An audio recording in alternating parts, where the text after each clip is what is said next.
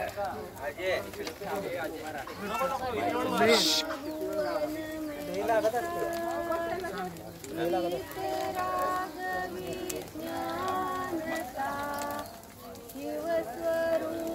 शिवकार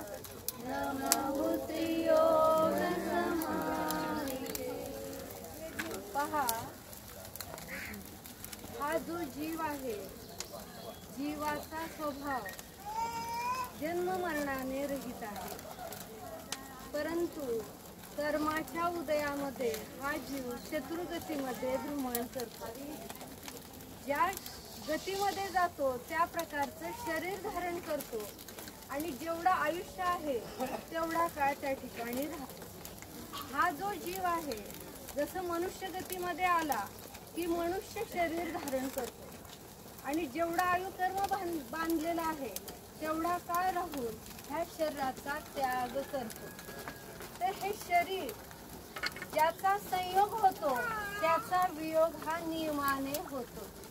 या शरीराचा संयोग झाला आणि त्या शरीराचा वियोग झाला, तो जीव तर मागच्या भावातून कुठून तरी इथं आला असेल आणि इथून परत तो आपापल्या परिणतीनुसार उत्तम अशी त्यांनी संलेखना साधलेली आहे दीक्षाविधीपूर्वक, तर त्यांची उत्तमच गती असणार आणि त्यापूर्वक तो जीव तर त्या गतीमध्ये निघून गेला।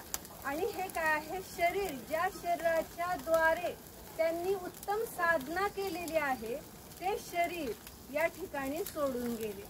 आणि प्रत्येकाची ही स्थिती आहे की याला संलेखना म्हटलं जातं, की ज्यामध्ये सत्सलेखन केलं जातं, संस्कार केले जाते की हा जीव अनादि अनंत आहे, परंतु ही जी पर्याय धारण केलेली आहे ती क्षणिक आहे आणि त्याचं भान या जीवाला या संसारी अवस्थेमध्ये राहत नाही।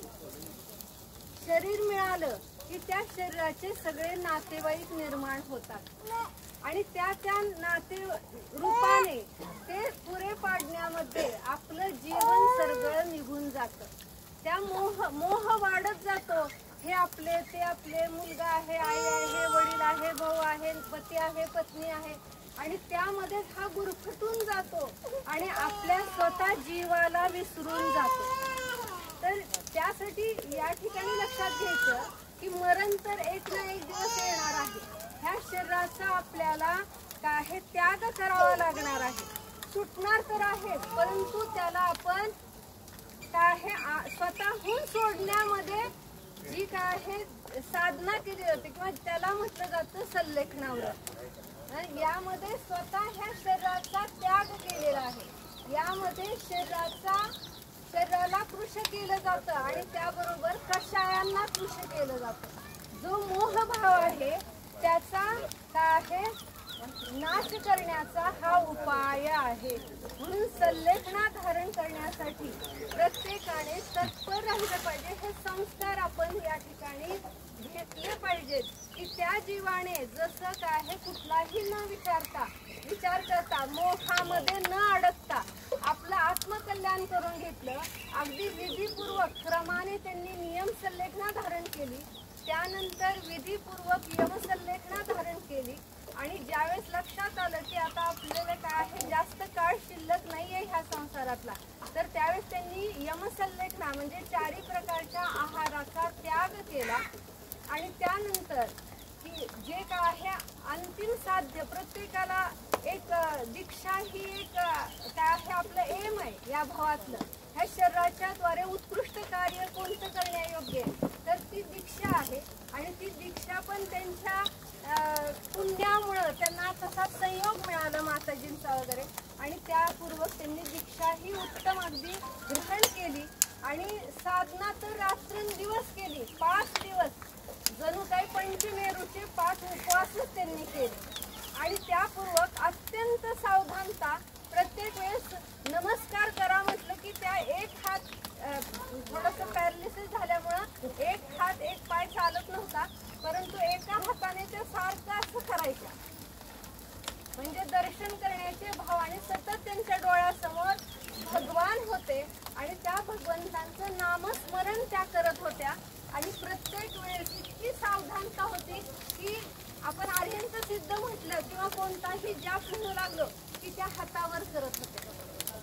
अगदी शेवटपर्यंत त्यांचं हे होतं. आणि अशा पद्धतीने जर हे संस्कार जीवनभर केले तर अंतिम क्षणाला ती तयारी होईल. आणि जर आपण काहीच नाही पुरुषार्थ केला, देवदर्शन नाही केलं, स्वाध्याय नाही केला, आपण स्वतःला जाणण्याचा पुरुषार्थ नाही केला, तर हे आपल्याला शेवटी तरी कसं साधता येणार. म्हणून प्रत्येकाने भगवंतांना पाहिलं पाहिजे.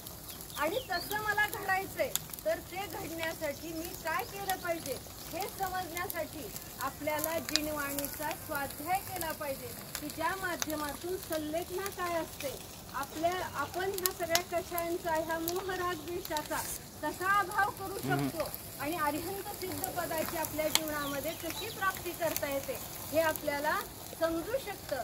आणि त्यासाठी हे जर हा जीव साधू शकतो तर आपण का नाही साधू शकणार. कारण प्रत्येकाला शरीर तर सोडायचंच आहे, मग ते कसं ना कसं सुटणारच आहे.